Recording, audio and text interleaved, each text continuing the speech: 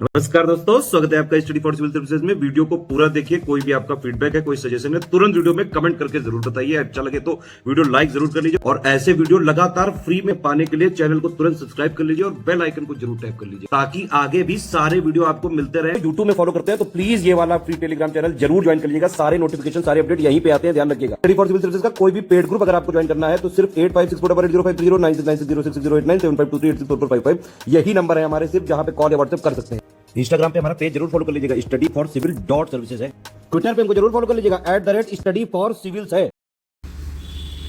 दोस्तों, हरियाणा बजट से संबंधित कुछ महत्वपूर्ण तथ्यों को देख लेते हैं। 2022-23 का ये एकदम नया वाला बजट है और यहाँ जितने भी वन लाइनर फैक्ट आप देख रहे हैं ये डाटा से भरपूर हैं। ढेर सारे इसमें आंकड़े दिए हुए हैं, इनसे आप एक अच्छा रिवीजन कर सकते हैं। तो आइए शुरू करते हैं।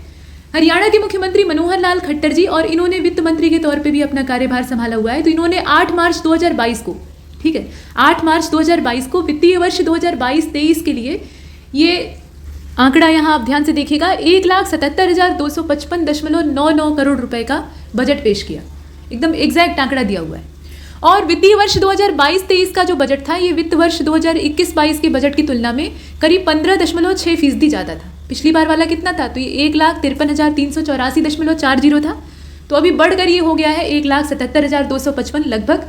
तो इसके हिसाब से बढ़ोतरी कितनी हुई है? प्रतिशत में अगर देखा जाए तो 15.6% की वृद्धि हुई है। इसके बाद आप ये देख रहे हैं कि हरियाणा का पहला बजट कब आया था। तो हरियाणा राज्य जब बनेगा तभी तो बजट आएगा। तो पहले तो ये पंजाब का हिस्सा था, बाद में जब अलग होकर नया राज्य बना तो इसका जो नया बजट है वो 1967 में आया था और ओम प्रभा जैन के द्वारा इसे पेश किया गया था। वह भारत के किसी भी राज्य की पहली महिला वित्त मंत्री थी। ये बड़ी बात है, महिला वित्त मंत्री ये पहली थी पूरे भारतवर्ष में। और इस पहले बजट में शिक्षा और कृषि को प्राथमिकता दी गई। ठीक है, कृषि तो था ही, उसके अलावा शिक्षा को भी इसमें वरीयता दी गई। तो ये तो पहले बजट की हमने बात की और जो हालिया बजट है उसकी बात की। अब जो लेटेस्ट वाला फैक्ट है या जो लेटेस्ट डाटा है उसके हिसाब से आप देखिए तो मुख्यमंत्री मनोहर लाल खट्टर जी, मतलब मुख्यमंत्री प्लस वित्त मंत्री, तो इन्होंने इस रूप में लगातार 3 बार बजट पेश किया है। मतलब ये तीसरी बार था और हरियाणा के इस प्रकार से 3 बार बजट पेश करने वाले ये पहले मुख्यमंत्री बन गए। अब देखिए इस बार का बजट भाषण करीब यहाँ देख रहे हैं आप, इस बार का बजट भाषण 2 घंटे 25 मिनट का था और इस भाषण में कोई भी नया कर शामिल नहीं किया गया है। ठीक है, कोई भी नया टैक्स इसमें इंक्लूड नहीं किया गया है, सब पुराने वाले। इस बजट परिव्यय में 61,057.36 करोड़ रुपए यानी 34.4% का पूंजीगत व्यय और करीब यहाँ आप डाटा देख रहे हैं, इसे देखिए, ये 1,16,198.63 करोड़ रुपए का राजस्व व्यय, यानी इसको अगर प्रतिशत में आप देखना चाहें तो 65.6% इतने का राजस्व व्यय इसमें शामिल है। बजट अनुमान 2022-23 में कुल राजस्व प्राप्तियां ये 1,04,000 यहाँ आप देख रहे हैं 1,06,424.70 करोड़ रुपए प्रक्षेपित है। ये क्या है? कुल राजस्व प्राप्तियां हैं और ये लेटेस्ट वाली, जिसमें कि करीब 73,727.50 करोड़ रुपए का कर राजस्व, यानी सबसे ज़्यादा कर राजस्व जो है वो इसमें शामिल है। इसके अलावा और भी चीज़ें हैं, यहाँ पर अन्य डाटा भी देख सकते हैं। 12,205.36 करोड़ रुपए का गैर कर राजस्व और करीब 8,925.98 करोड़ रुपए के जो केंद्रीय करों का हिस्सा है वो भी इसमें शामिल है। इसके साथ साथ 11,565.86 करोड़ रुपए का सहायता अनुदान भी इसमें शामिल है। तो वैसे तो आपको देखना सब कुछ है इसमें, लेकिन जो सबसे ज़्यादा वाला है वो ज़्यादा पूछा जाएगा, तो इसलिए राजस्व व्यय जो है, मतलब कर राजस्व जो है उसको आप याद रखिएगा। ये टोटल कितना है? 73,727.50 है। इसके बाद आगे की चीज़ों को देखते हैं। तो 2022-23 का जो बजट आकलन है उसमें सतत विकास लक्ष्य, यानी जो SDGs हैं 2030 तक हमें प्राप्त करना है, उन्हें 17 है सतत विकास लक्ष्य, तो उनके साथ इसको जोड़ा गया है ताकि राज्य इस मामले में अच्छी तरक्की कर सके। और कुल बजट में राज्य में कार्यान्वित की जा रही जो SDG से, यानी सस्टेनेबल डेवलपमेंट गोल से संबंधित योजनाएं हैं, उनके लिए 1,14,444.77 करोड़ रुपए का आवंटन किया गया है। मतलब अच्छा खासा पैसा इसमें इन्वेस्ट किया जाएगा ताकि इस मामले में राज्य जो गोल्स हैं उनको अचीव करने में काफ़ी आगे बढ़ सके। 100% अचीव करना तो इम्पॉसिबल है, लेकिन फिर भी मैक्सिमम प्राप्त कर सके, ये यहाँ पे टारगेट है। क्योंकि कोविड की वजह से बीच में बहुत ज़्यादा दिक्कतें आई, वो सिर्फ अपने देश और राज्यों के सामने नहीं, पूरी दुनिया के सामने थी। तो ऐसे में 2030 तक उन्हें अचीव कर पाना 100% किसी भी राष्ट्र के लिए संभव नहीं। तो हम अधिकतम प्राप्त कर सकें इस दिशा में काम हो रहा है। इसके बाद आप देखें कि वित्तीय वर्ष 2022-23 के लिए जो राजकोषीय घाटा है वो 2022-23 के बजट अनुमानों के हिसाब से GSDP के 2.98% पर रहने का अनुमान है। डाटा परसेंटेज में याद रखिएगा, जो कि 15वें वित्त आयोग के द्वारा निर्धारित 3.5 की सीमा के अंदर है। ठीक है, 15वां जो फाइनेंस कमीशन था उसके अकॉर्डिंग जो सीमा डिसाइड की गई थी वो कितनी थी? 3.5% की थी, तो उसके तो ये अंदर ही है। और वित्तीय वर्ष 2022-23 में ऋण स्टॉक 15वें वित्त आयोग के द्वारा जो अनुशंसित जीएसडीपी है उसके 33.3 की निर्धारित सीमा से काफ़ी कम रहने का अनुमान है। जो निर्धारित सीमा है उससे बहुत ज़्यादा कम रहने का अनुमान है और यह जीएसडीपी का 24.52% होगा। वित्तीय वर्ष 2022-23 में राज्य में संचयी पूंजी निवेश ये 66,384.92 करोड़ रुपए होने का अनुमान है। इसका आप डाटा याद कर सकते हैं चाहे तो। इसके बाद ये भी कहा गया कि 2021-22 में प्राथमिक क्षेत्र का योगदान 17.2% है। प्रतिशत वाला ज़्यादा पूछा जा सकता है, आंकड़े उसकी तुलना में थोड़े कम पूछे जाते हैं, लेकिन कभी कभी क्या होता है कि एक ही प्रश्न में कई सारे स्टेटमेंट दे दिए जाते हैं और कुछ स्टेटमेंट में परसेंटेज वाला डाटा दिया होता है, कुछ में आंकड़े दिए होते हैं और पूछा जाता है कि बताइए सही कौन सा है या इसमें से गलत कौन सा है। तो पहले तो आपको सही तथ्य की पहचान होनी चाहिए, तो इस हिसाब से आप देख सकते हैं। पेपर का लेवल कठिन बनाने के उद्देश्य से आयोग ऐसा कर सकता है। अब यहाँ ये बताया गया कि जो सेकेंडरी सेक्टर है मतलब द्वितीय क्षेत्र है उसका 35.3% का योगदान है और टर्शियरी सेक्टर का योगदान जरा देखिए ये कितना है 47.5%।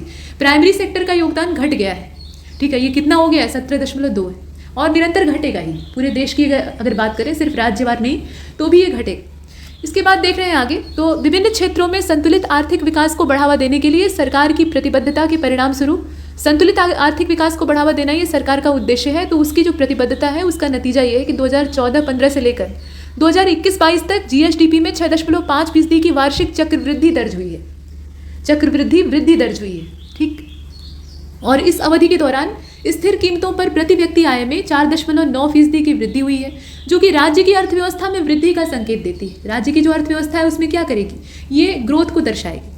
विवेकपूर्ण वित्तीय प्रबंधन के परिणाम स्वरूप राजस्व घाटे को छोड़कर सभी राजकोषीय मापदंडों को एफआरबीएम अधिनियम के तहत, ध्यान दीजिएगा, एफआरबीएम अधिनियम के तहत 15वें वित्त आयोग के द्वारा निर्धारित सीमा के भीतर लाया गया है। बजट अनुमान 2022-23 में सीएजी वर्गीकरण के हिसाब से राजस्व पक्ष पर बुनियादी ढांचा परियोजनाओं के लिए 1000 करोड़ रुपए की आरक्षित निधि का प्रावधान किया गया है। हालांकि इस राशि का उपयोग पूंजी बुनियादी ढांचे के निर्माण के लिए किया गया है और 15वें वित्त आयोग के द्वारा निर्धारित जीएसडीपी के 32.6% की सीमा के मुकाबले वित्तीय वर्ष 2021-22 संशोधित अनुमान के लिए ऋण जो है वो जीएसडीपी अनुपात, मतलब ऋण और जीएसडीपी अनुपात की अगर बात करें तो वो कितना है 24.98% शेष है। ये टोटल कितना है 24.98% शेष है। बजट 2022-23 की बात कर लेते हैं। तो बजट 2022-23 के राज्य के व्यापक सामाजिक आर्थिक विकास के लिए, मतलब बजट को बनाने का उद्देश्य या बजट में जो धन आवंटन होता है उसका उद्देश्य क्या होता है, राज्य का समग्र विकास। अलग अलग क्षेत्रों के लिए निर्धारित धनराशि का आवंटन किया जाता है, बाद में अगर वो कम पड़ती है तो कुछ और उसमें इन्वेस्ट किया जाता है, लेकिन वो बाद की चीज़ है। यहाँ हम सिर्फ बजट पे आश्रित रहेंगे।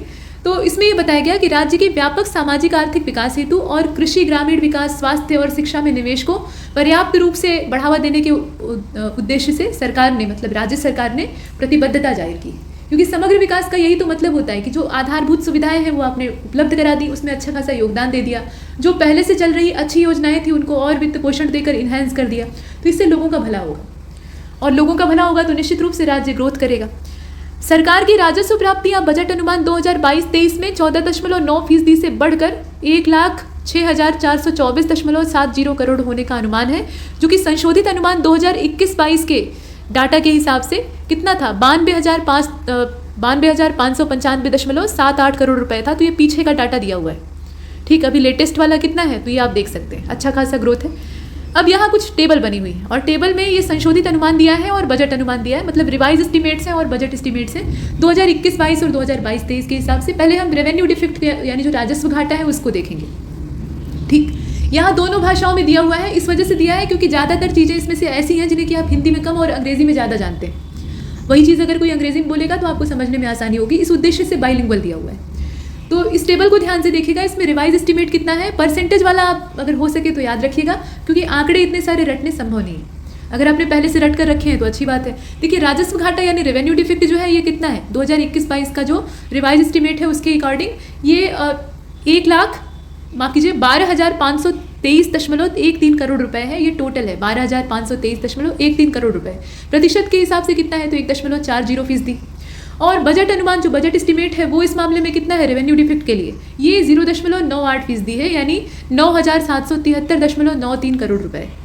इसके बाद अब प्रभावी राजस्व घाटा यानी इफेक्टिव रेवेन्यू डिफेक्ट को देख लेते हैं। तो इसका जो आंकड़ा है वो संशोधित अनुमान यानी जो रिवाइज एस्टिमेट है उसके हिसाब से 8,157.43 करोड़ रुपए है, यानी 0.91% है। ये संशोधित अनुमान है।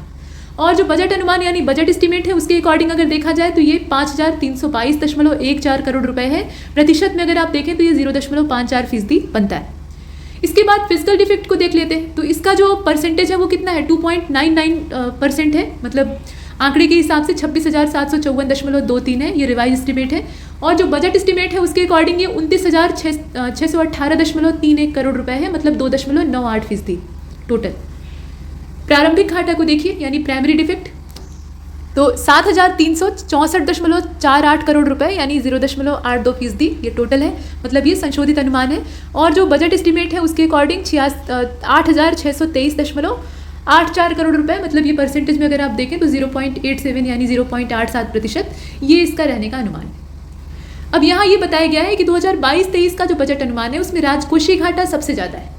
ठीक, उसके बाद है राजस्व घाटा, उसके बाद है प्रारंभिक घाटा और उसके बाद है प्रभावी राजस्व घाटा। तो ये कम और अधिक का जो रेशियो है इसको आप देख रहे हैं। ठीक, यहाँ पे अवरोही क्रम में दर्शाया गया है, सबसे ज़्यादा वाले को सबसे पहले रखा गया है। आगे बढ़ते हैं। यहाँ आप देखें संचित निधि 2022-23 में रुपया आता है रुपया जाता है। ये आप जो नेशनल बजट है मतलब केंद्रीय बजट है उसमें भी देखते हैं कितना पैसा आया कितना पैसा गया। तो वही चीज़ राज्यवार देख लीजिए। तो रुपया आता है प्रतिशत में अगर आप देखें कहाँ कहाँ से आ रहा है, तो राज्य का अपना कर राजस्व जो है वो 43.71% है। उधार कितना है, तो उधार जो है वो 32.84% है। यहाँ पर आप देख रहे हैं। केंद्र से हस्तांतरण कितना है, तो 12.22% है। गैर कर राजस्व की अगर बात करें तो ये 7.28% है। और अन्य प्राप्तियां जो है वो भी ठीक ठाक है, मतलब 3.95 है। अब प्राप्तियों के घटक हम देखेंगे, केंद्र से हस्तांतरण देखेंगे, प्रतिशत शेयर देख लेंगे और ये बजट के अकॉर्डिंग देखने वाले हैं। तो आइए देख लेते हैं। इसमें देखिए केंद्र से हस्तांतरण कितना है, फिर उधारी कितनी है, सबको अलग अलग दर्शाया गया है, मतलब डिटेल में दिखाया गया है। तो केंद्र से हस्तांतरण 2 मामलों में है। टोटल हमने देखा कि 12.22 था। यहाँ हमने इसका जो ओवरऑल परसेंटेज था उसको देखा था। अब इसके जो घटक हैं कंपोनेंट्स हैं उनको देखने की आवश्यकता है। तो केंद्रीय करों से केंद्रीय कर जो है उनमें राज्य का हिस्सा या राज्यवार हिस्सा अगर देखा जाए तो वो 5.32% था। और CSS तथा अन्य अनुदानों के तहत जो केंद्रीय हिस्सा है वो 6.90% है। ये सब प्रतिशत में है बजट अनुमान 2022-23 के अकॉर्डिंग। उधारी की बात कर लेते हैं। तो उधारी टोटल 32.84 थी। राज्य विकास ऋण ये 20.88% है। खाद्य प्राप्ति जो है वो 8.83 है। नाबार्ड और NCRPB जो है उसका टोटल परसेंटेज कितना है, 1.17% है। और अग्रिम संसाधन जो है उनका 0.87% है। भारत सरकार के ऋणों की अगर बात करें तो वो 0.78% है। और अन्य जो है वो भी 0.31% में आते हैं। इसके बाद राज्य का अपना जो कर राजस्व है उसको देखिए, तो 43.71% ये टोटल है। और उसमें SGST यानी स्टेट GST जो है वो 19.58% है, यानी सबसे ज़्यादा तो वही है, ये आप देख रहे हैं। उसके बाद वैट यानी वैल्यू एडेड टैक्स, ये जो टैक्स है ये 8.41% है। राज्य का जो उत्पाद शुल्क है वो 7.18% है। टिकट और पंजीकरण ये 5.80% है। वाहनों पर जो कर लगेगा वो 2.65% है। और अन्य जो है उनको अगर देखें तो 0.09% में ये आते हैं। गैर कर राजस्व की बात कर लेते हैं तो 7.28% ये टोटल है। यातायात का 1.79 है। शहरी विकास जो है उसका 1.16 है। और खाने और भू विज्ञान वाला जो सेक्टर है उसका अनुमानित कितना है 1.25 यानी 1.25।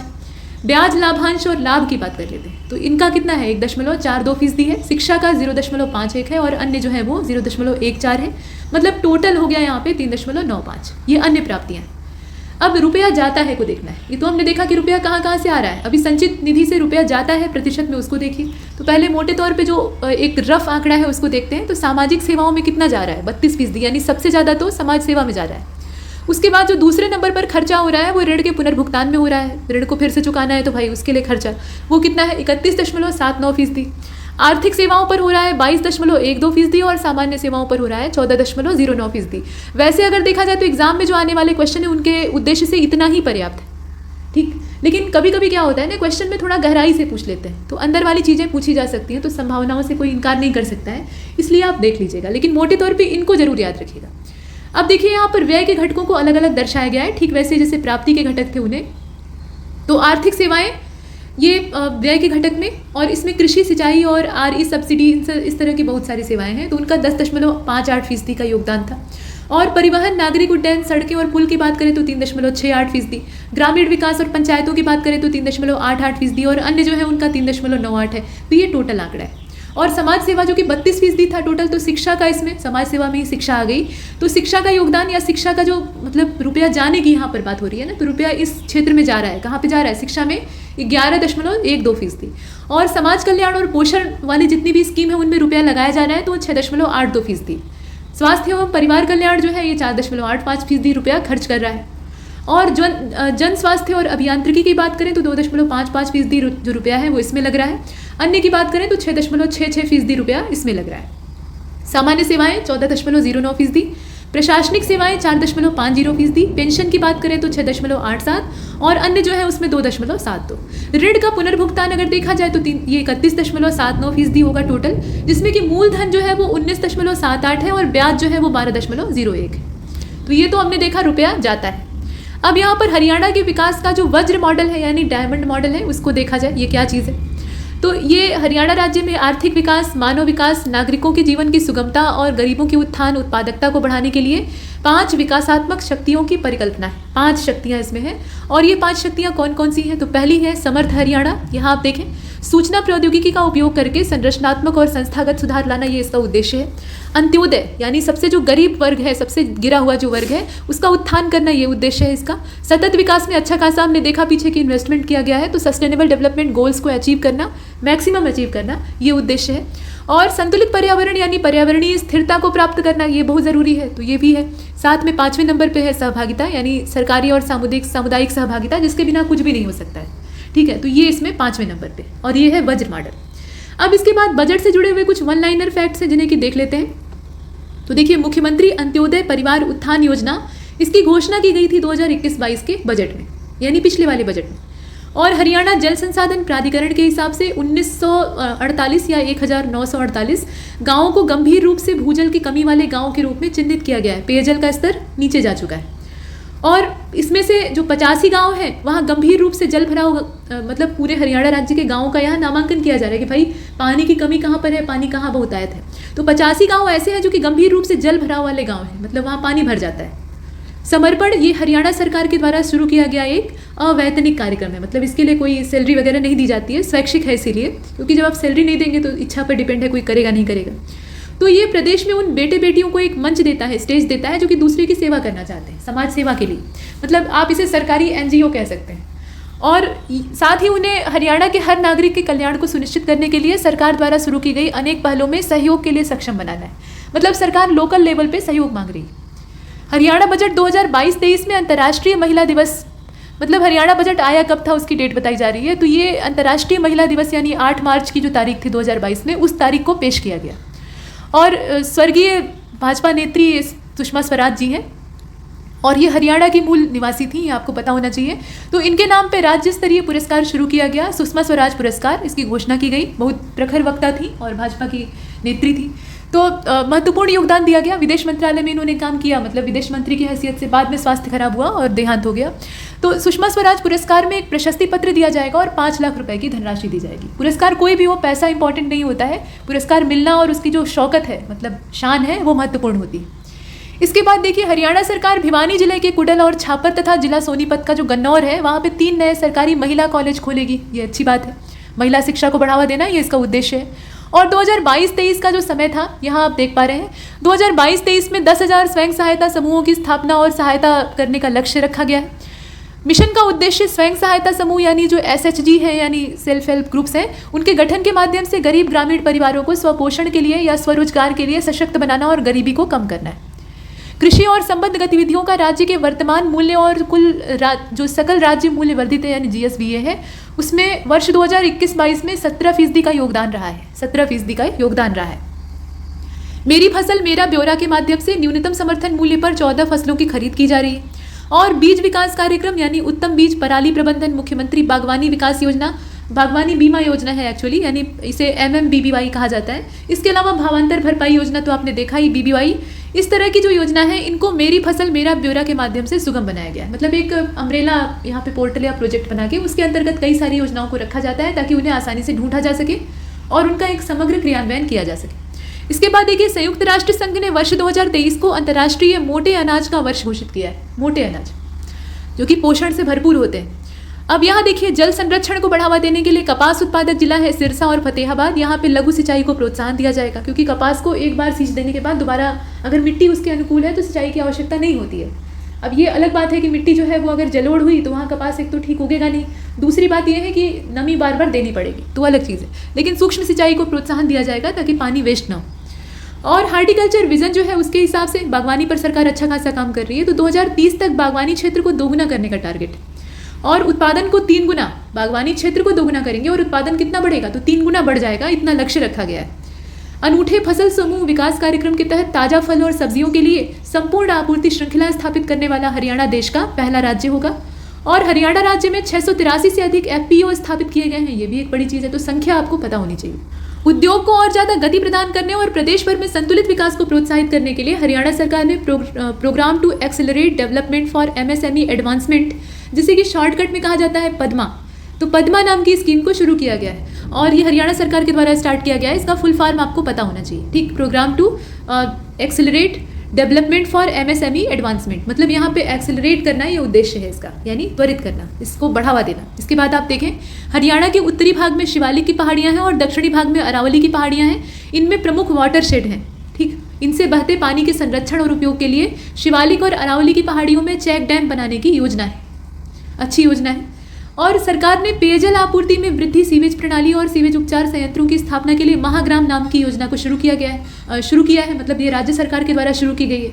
कभी कभी क्या होता है कि स्कीम का नाम देकर आपसे पूछा जाता है, ये नहीं पूछेगा कि कौन सी राज्य सरकार, ये तो आप भी जानते हैं। यहाँ ये पूछेगा कि इस स्कीम का मेन पर्पज क्या है, मतलब किस उद्देश्य से इसको शुरू किया गया है। तो महाग्राम योजना का उद्देश्य है पेयजल आपूर्ति में वृद्धि करना और सीवेज उपचार करना। इसके बाद आप देखें, 24 घंटे बिजली आपूर्ति के लिए ग्रामीण क्षेत्रों में बिजली आपूर्ति में सुधार के लक्ष्य को प्राप्त करने के लिए हरियाणा सरकार ने 2015 में म्हारा गांव जगमग गांव इस नाम से एक नई पहल को शुरू किया था। ये एक बड़ी चीज़ है जो कि अभी भी चल रही है, तभी इसकी चर्चा हो रही है। और हाल ही में जो वर्ष बीते हैं, मतलब पिछले वर्षों में सुधार हुआ है और सरल तकनीकी और वाणिज्यिक घाटे में निरंतर गिरावट आई है। तो भारत सरकार द्वारा दी गई जो रैंकिंग है उसके आधार पर दक्षिणी हरियाणा बिजली वितरण निगम या विद्युत वितरण निगम लिमिटेड, इसको A+ रैंकिंग जो है उसमें शामिल किया गया और देश में चौथा तथा उत्तर हरियाणा बिजली विभाग वितरण निगम जो है उसको A रैंकिंग के साथ देश में 7वां स्थान मिला है। मतलब जो दक्षिणी निगम है वो कौन सी पोजीशन पे है, चौथे स्थान पे है, और जो उत्तरी निगम है, उत्तरी हरियाणा बिजली विकास विभाग वितरण निगम है, तो ये A श्रेणी के साथ, वो A+ था, ये A श्रेणी है, तो A श्रेणी के साथ ये देश में 7वें स्थान पे।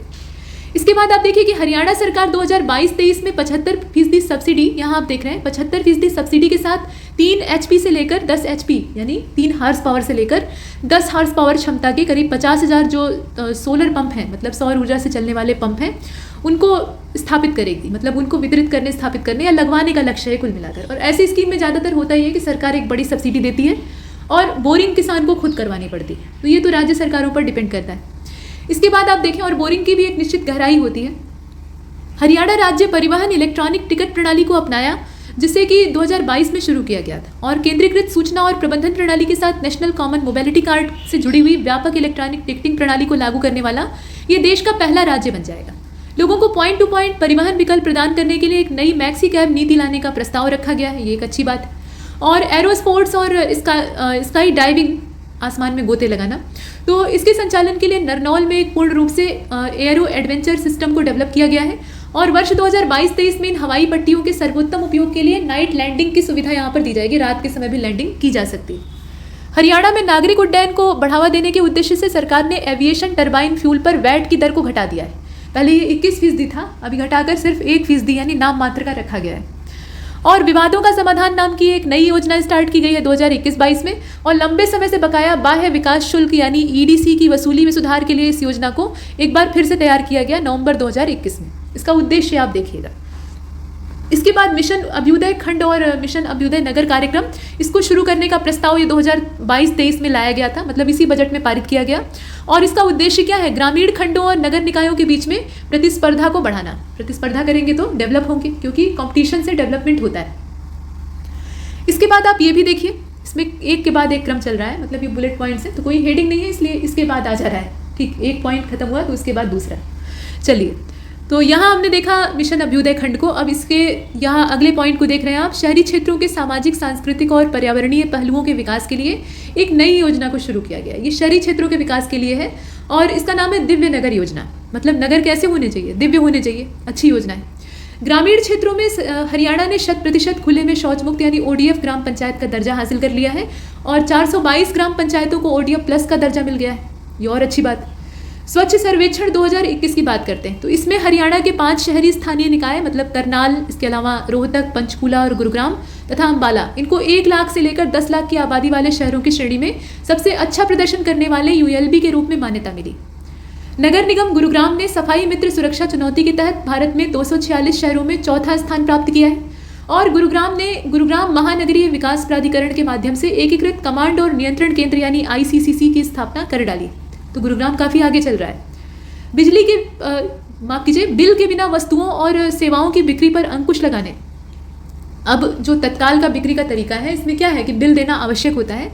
तो बिल के बिना वस्तुओं और सेवाओं की बिक्री पर अंकुश लगाने और फर्जी बिलों की जांच करने के लिए हरियाणा सरकार ने, और बिलों के साथ एक दिक्कत ये भी होती है कि जो फर्जी बिल होते हैं मतलब वो वैलिड नहीं होते हैं, रियल नहीं होते हैं, फेक बनाए जाते हैं। तो इस तरह के बिलों की जांच करने के उद्देश्य से दोनों ही काम करना है कि मतलब बिना बिल के कोई बिक्री ना हो और दूसरी बात ये कि फर्जी बिल ना हो। तो इसके उद्देश्य से हरियाणा की गवर्नमेंट ने मार्च 2021 का जो समय था, यहाँ आप देख रहे हैं, इसमें हरियाणा राज्य GST इंटेलिजेंस यूनिट यानी इसे HSGST कहा जाता है, तो इसकी स्थापना की। मतलब ये राज्य सरकार के द्वारा किया गया ताकि इस तरह का जो बिल वाला काम है वो सही तरीके से हो सके। कुरुक्षेत्र में एक थीम पार्क स्थापित किया जाएगा, ये भी एक अच्छी बात है।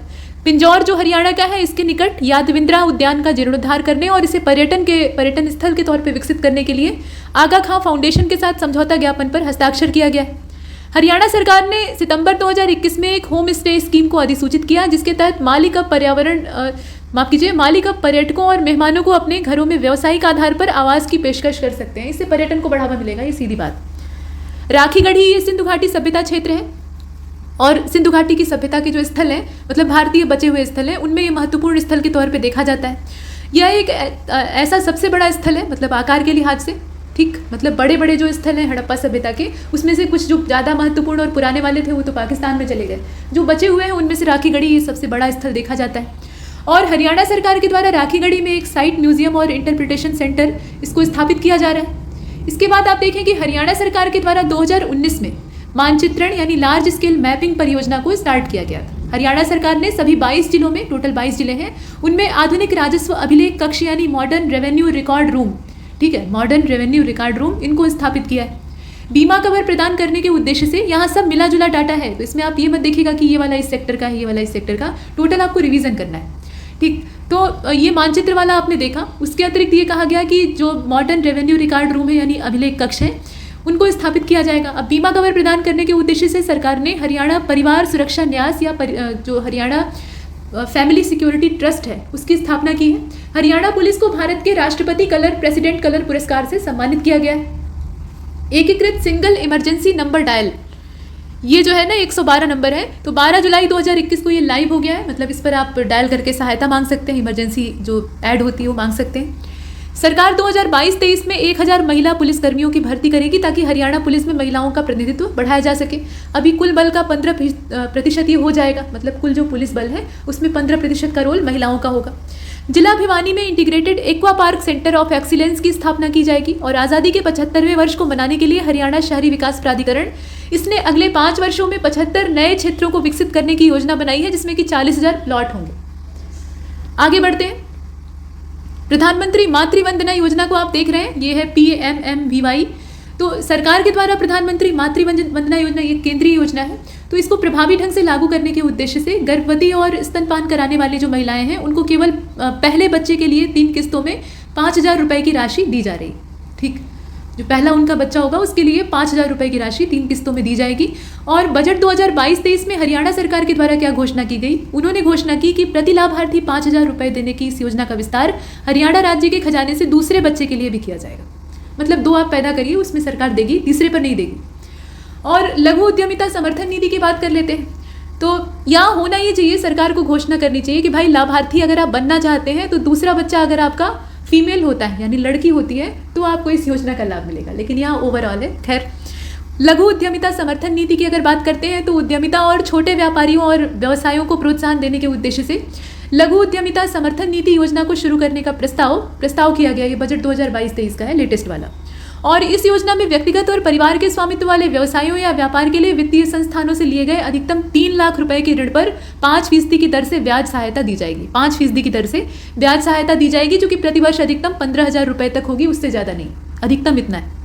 एक परिवार या एक व्यक्ति की बात करें जिसकी कि पीपीपी में स्थापित वार्षिक पारिवारिक आय जो है, मतलब ये 3 लाख रुपए या उससे कम है, ये स्थापित वार्षिक पारिवारिक आय है, तो 3 लाख रुपए या उससे कम है, तो वो इस सहायता के लिए पात्र होंगे। कौन इसके लिए पात्र है वो आपको पता होना चाहिए। अभी एक नई योजना है, इसका नाम है हरियाणा मातृशक्ति उद्यमिता योजना, और 2022-23 में ये आई है, बजट में ही शुरू किया गया। इसका उद्देश्य क्या है, तो महिलाओं के सशक्तिकरण से जुड़ी है, ये तो देखकर अंदाजा लग रहा है, लेकिन महिला उद्यमी जो है उनको सहायता देना, ये इसका उद्देश्य है। और ये उन परिवारों की महिलाएं जिनकी की वार्षिक आय परिवार पहचान पत्र में सत्यापित डेटा के आधार पर 5 लाख रुपए से कम है, उनको दी जाएगी, मतलब उनको इसका लाभ मिलेगा। और ये किसी भी उद्यम या व्यापार या व्यवसाय में भागीदार बनना चाहती हैं, मतलब उद्यमी बनने की ख्वाहिश रखती हैं, तो इन्हें वित्तीय संस्थानों के द्वारा 3 लाख रुपए का इजी लोन दिया जाएगा, जो कि आसानी से चुकता हो सके। अब दिव्य नगर योजना की चर्चा हमने पीछे की थी, आइए इसके बारे में थोड़ा सा डिटेल देख लेते हैं। तो शहरी क्षेत्रों का डेवलपमेंट करना, ये इसका उद्देश्य है। अब कैसा डेवलपमेंट करना, तो शहर में इंफ्रास्ट्रक्चर तो पहले से ही डेवलप होता है, कमोबेश होता है, लेकिन असली दिक्कत होती है वहाँ संस्कृति और सामाजिकता की, तो उसी का डेवलपमेंट करना है दिव्य शहर योजना या दिव्य नगर योजना में। मतलब सामाजिक, सांस्कृतिक और पर्यावरणीय पहलू वहाँ पे कहीं पीछे छूट जाते हैं, जो कि गाँव में प्रचुर मात्रा में होते हैं, तो उनका विकास करने के उद्देश्य से इसको शुरू किया गया है। और इस योजना यूएलबी को यहाँ आप देख रहे हैं वाटिका क्लस्टर, वाटिकाओं का जो क्लस्टर है उसके तौर पे, या ऑक्सीवन जो कि ऑक्सीजन का उत्पादन करने वाले वृक्षों का समूह है उसके तौर पे, इसके अलावा ग्रीन स्पेस, पार्कों, सार्वजनिक पुस्तकालयों, सांस्कृतिक केंद्रों, खेल सुविधाओं और अन्य तरह के बुनियादी ढांचों के विकास के लिए केंद्र प्रायोजित योजनाओं के तर्ज पे राज्य प्रायोजित योजना के रूप में निधि प्रदान करेगी। ठीक है, ये इसमें महत्वपूर्ण तथ्य है। और बुनियादी ढांचे के निर्माण के लिए परियोजना लागत का 60% हिस्सा राज्य सरकार और 40% हिस्सा शहरी जो स्थानीय निकाय हैं उनके द्वारा, इसमें केंद्र सरकार का 1% भी रोल नहीं है, ध्यान दीजिएगा। मतलब जैसे केंद्र और राज्य का शेयर होता है ना, तो वैसे ही यहाँ राज्य और स्थानीय निकायों का शेयर 60, यानी बड़ा हिस्सा राज्य और बाकी जो छोटा सा हिस्सा है वो शहरी स्थानीय निकाय जो है वो करेंगे। अब क्षेत्रवार आवंटन की बात कर लेते हैं। क्षेत्रवार आवंटन में किसको कितना बजट आवंटित हुआ, तो वित्तीय वर्ष 2022-23 में बजट में शिक्षा क्षेत्र के लिए करीब 20,250.57 करोड़ रुपए का आवंटन किया गया था, जो कि चालू वर्ष के संशोधित अनुमानों की तुलना में 17.6% की ग्रोथ पर है। परसेंट आप देख लीजिएगा। वित्तीय वर्ष 2022-23 के बजट में कृषि और संबद्ध क्षेत्र के लिए आवंटन कितना है, तो ये 5,988.76 और संशोधित अनुमान की तुलना में ये 27.7% की वृद्धि दर्ज कर रहा है। पर्यावरण और वन क्षेत्र के लिए 530.94 करोड़ रुपए का आवंटन है, जो कि बजट अनुमान से 16.05% की वृद्धि पर है। और जो स्वास्थ्य और चिकित्सा क्षेत्र है उसके लिए 8,925.52 करोड़ रुपए का आवंटन है, जो कि बजट अनुमानों से 21.65% ज़्यादा है। वित्तीय वर्ष 2022-23 के बजट में महिला और बाल विकास के क्षेत्र के लिए 2017.24 करोड़ रुपए का आवंटन किया गया, जो कि चालू वर्ष के संशोधित अनुमानों से 33.7% ज़्यादा है। और वित्तीय वर्ष 2022-23 के बजट में कौशल विकास और रोजगार क्षेत्र के लिए 1,671 करोड़ रुपए का आवंटन किया गया, जो कि चालू वर्ष के संशोधित अनुमानों से 23% ज़्यादा है। तो ये कुछ अलग अलग जो क्षेत्र हैं, सेक्टर्स हैं, उनमें बजट आवंटन को दर्शाया गया है, और कितना ये ज़्यादा है, अनुमान से कितना ज़्यादा है वो भी यहाँ पर परसेंटेज में दिया हुआ है। अब ये आप देख रहे हैं बजटरी ये अलाइनमेंट है, और ये किस लिए है, तो वेलफेयर एंड डेवलपमेंट स्कीम्स जो है सस्टेनेबल डेवलपमेंट गोल्स के अकॉर्डिंग। तो ये 2022-23 मतलब बजट के ही अनुमान के हिसाब से देखा जाए तो इसमें आप जानते ही हैं कि 17 सतत विकास लक्ष्य हैं। तो इसमें जो SDG नंबर 16 है, इसमें सारे सस्टेनेबल डेवलपमेंट गोल्स देखने की आवश्यकता नहीं है। जो चौथे नंबर का गोल है उसको देखिए, दूसरे नंबर का जो गोल है उसको देखिए, और 16वें नंबर का जो गोल है उसको देखिए, क्योंकि इन तीनों क्षेत्रों में वैसे तो ओवरऑल अगर देखा जाए तो सस्टेनेबल डेवलपमेंट गोल्स को अचीव करने की दिशा में राज्य सरकार ने पर्याप्त परिश्रम किया है, लेकिन कुछ गोल ऐसे हैं जिन पर कि ज़्यादा फोकस किया गया है। तो यहाँ आप देख रहे हैं कि जो सस्टेनेबल डेवलपमेंट गोल नंबर 2 है, यहाँ आप शुरुआत से देखिए तो जीरो हंगर, और इसमें करीब 20 यहाँ आप देख रहे हैं 20,733.74, यानी परसेंटेज के हिसाब से देखें तो 18%, ठीक इतना है। मतलब ये डेवलपमेंट गोल जो करोड़ रुपए में दिया है वो यहाँ पर आप देख पा रहे हैं, ये क्या है, करोड़ रुपए में डाटा है। और सस्टेनेबल डेवलपमेंट गोल नंबर 2 जो है वो क्या है, जीरो हंगर का है, यानी भूखमरी को समाप्त करना, इसका उद्देश्य है। उसके बाद जो दूसरे के बाद चौथा वाला सतत विकास लक्ष्य है, यानी SDG नंबर 4 यानी क्वालिटी एजुकेशन, उसमें 15 से लेकर 16% का योगदान। और क्वालिटी एजुकेशन पे जो धनराशि है वो कितनी है, तो 18,570 है लगभग करोड़ रुपए में। इसके बाद सस्टेनेबल डेवलपमेंट गोल नंबर 16 को आप देखिए, ये 3 जो है ज़्यादा इंपॉर्टेंट है, बाकी जो है उनको भी आप चाहें तो देख सकते हैं, लेकिन वो उतने बेनिफिशियल नहीं। तो सस्टेनेबल डेवलपमेंट गोल नंबर 16 को आप देख रहे हैं, पीस, जस्टिस और स्ट्रॉन्ग इंस्टीट्यूशंस की बात इसमें की जाती है, मतलब ये ओवरऑल है।